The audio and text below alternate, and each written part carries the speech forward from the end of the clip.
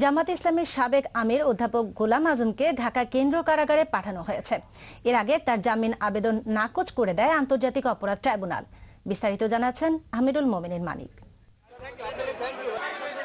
সকাল ৯টা ৫০ অধ্যাপক গোলাম আজমকে ট্রাইব্যুনালে নিয়ে আসেন তার আইনজীবীরা। 10:30টায় শুরু হয় শুনানি। প্রথমে জামিনের আবেদন উত্থাপন করেন ব্যারিস্টার আব্দুর রাজ্জাক। তিনি বলেন, অধ্যাপক গোলাম আজম একজন বর্ষিয়ান রাজনীতিক, ডাকসুর সাবেক জিএস এবং ভাষা সৈনিক। বার্ধক্যজনিত কারণে শর্ত সাপেক্ষে 89 বছর বয়সী এ জামাত নেতার জামিন চান তিনি। এ সময় ব্যারিস্টার রাজ্জাক বিএনপি নেতা এম.এ. আলিমের জামিন পাওয়ার বিষয়টি তুলে ধরেন।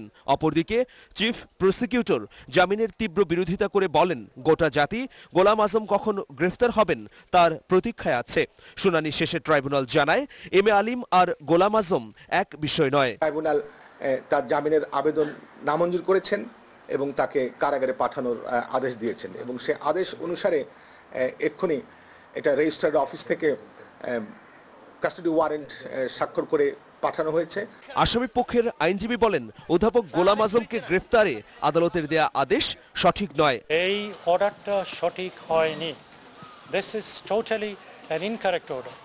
একজন মানুষের বিরুদ্ধে যত অভিযোগই থাকুক না কেন, he is presumed innocent unless he is found guilty by a competent court. অধ্যাপক গোলাম আজম সাহেবের বিরুদ্ধে অভিযোগ কি সেটাও আমরা জানি না, আজ পর্যন্ত জানি না। তার বিরুদ্ধে কোনো অভিযোগের কপি আমাদেরকে দেয়া হয়নি। এদিকে প্রসিকিউশন